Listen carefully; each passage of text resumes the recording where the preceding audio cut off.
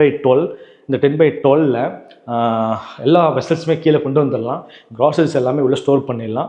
அப்போது உங்களுக்கு திங்ஸ் வெளியே வைக்கிறதுக்கு வாய்ப்பு கம்மி தான். என்ன இருக்குன்னா, ஒரு மிக்ஸி இருக்கும், ஒரு ஸ்டவ் இருக்கும், ஒரு இண்டக்ஷன் ஸ்டவ் இருக்கும், தென் ஒரு கெட்டில் இருக்கும். அது மட்டும் தான் மேலே இருக்கும். தென் நீங்கள் யூஸ் பண்ண வெசல்ஸ் பிக் சைஸ் வெசல்ஸ் மட்டும் இருக்கும். தென் அது அப்பப்போ டே பை டே யூஸ் பண்ணும்போது உங்களுக்கு க்ளீன் பண்ணுறது ஈஸியாக இருக்கும். ஸோ அதனால் வந்து உங்கள் இன்சிடென்ட் வர ப்ராப்ளம் கம்மியாயிரும்.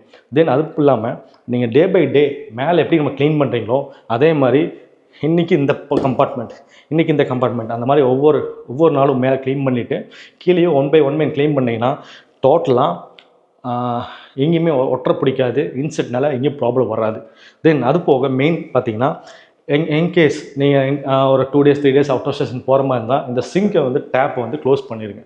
டேப் மீன்ஸ் அந்த ஜாலி க்ளோஸ் பண்ணுற மாதிரி சிங்கை நீங்கள் அப்புறம் வாங்கிக்கோங்க. அதை ப்ரிஃபரு. ஏன்னா நம்ம வாஷ் பண்ணும்போது ஃபுட் வேஸ்ட் பார்ட்டிகல்ஸ் எல்லாமே உள்ள ஸ்டோர் ஆகும்.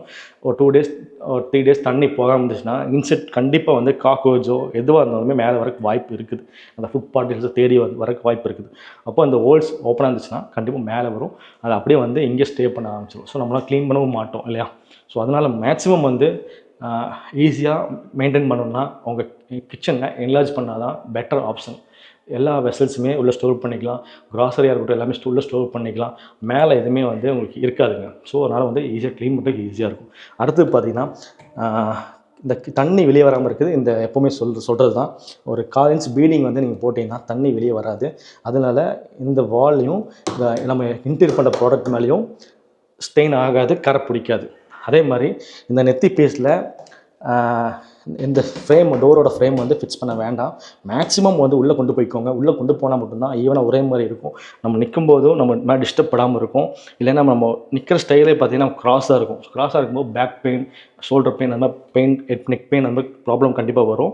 அதுக்கு தகுந்த மாதிரி பில்ட் பண்ணிக்கோங்க. தென் அடுத்தது பார்த்திங்கன்னா, இந்த நெத்தி பீஸோட 4 inch 5 inch காங்கிரீட் போடுவாங்க. அதை வந்து ஒரு மேக்ஸிமம் 3 inches போகிற மாதிரி பார்த்துக்கோங்க. கீழேயும் அதே மாதிரி தான் பாட்டம்லேயுமே ஃப்ளோர் ஒட்டின மாதிரி ஒரு 2 inch போட்டால் போதும். தண்ணி உள்ளே போகாது. டஸ்ட்டும் க்ளீன் பண்ணும்போது டஸ்ட் உள்ளே போக வாய்ப்பு இருக்காது. அதுக்கு மேலேயே வந்து நம்ம ஃப்ரேம் பண்ணி டோர் போடும்போது ஈஸியாக இருக்கும். கால் வைக்கிற ஸ்பேஸ் கரெக்டாக இருக்கும். தென் அது மாதிரி தான்